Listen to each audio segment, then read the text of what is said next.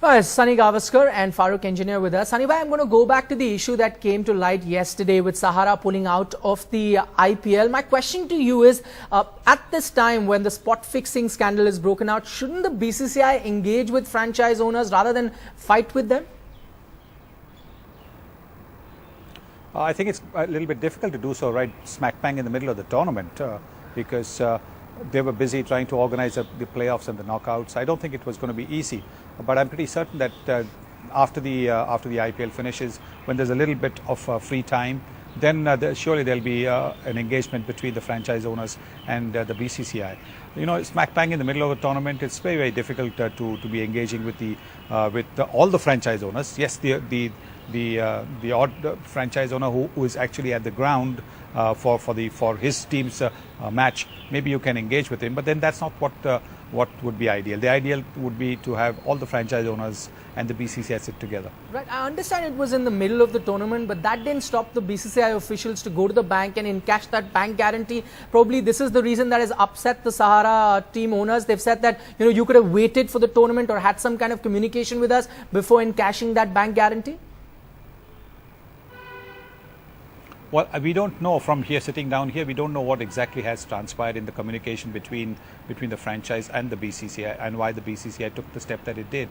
But look, the Pune franchise has been with the IPL for 3 years now.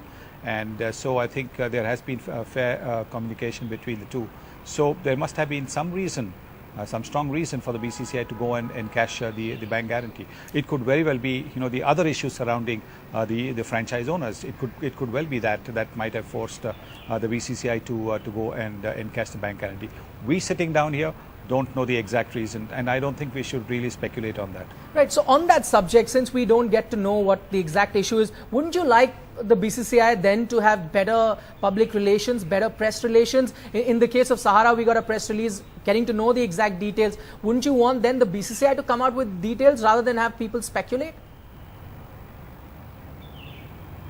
That would be the best. That would be the best course of action. Seriously, I think BCCI sometimes has, you know, one spokesperson too many. I think there should be an agency maybe who is given the task, or maybe the central office, which is the cricket center in Mumbai, or the president's office. I think only they should be making official statements or responding to whatever the people want to know, the media wants to know. I think that is probably the best way, because that way, as we all have been speaking about, the kind of speculation that you know goes on would lessen considerably. I don't think it'll the speculation around this game of cricket, because cricket is such a big game in India. The idle speculation sometimes will never cease. I mean, that's part of the reason why, you know, the cricket is a game that intrigues people. Part of the reason why brands keep coming to cricket, because cricket is talked about pretty much 24/7, 365 days of the year in India. That's one of the reasons, despite you know you know, people talking about all things that have happened. Despite all that, you'll see that when it comes to maybe the sponsorship of the Indian team or anything else, you'll find that the BCCI will get much more than what the base price they have. I mean, it happened when the new sponsorship for the IPL had to come.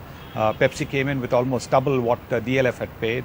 As far as the TV rights were concerned, when the TV rights came up again, it was, you know, much more than BCCI or BCCI probably expected it, but the common man expected.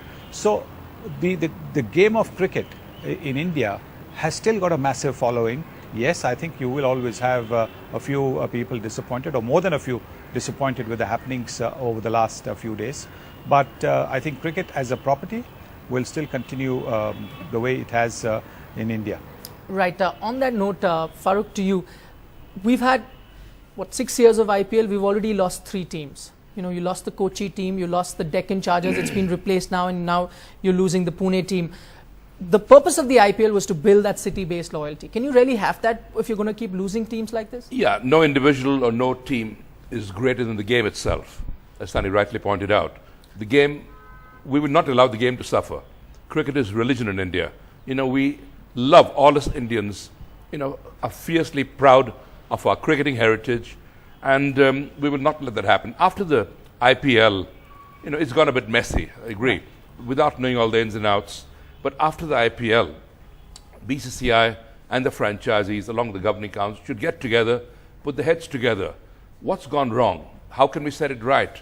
You know, how will it not happen again? But it didn't happen with the case of 2 franchises. We already lost 2 franchises. I don't think. I think Mr. Subrat Roy will hopefully he'll come round for Pune's sake, for his franchise sake, because after all he's a sponsor of Indian cricket. Right. He has been the sponsor, and we just can't let him, you know, off like that. I mean, he's very important to Indian cricket.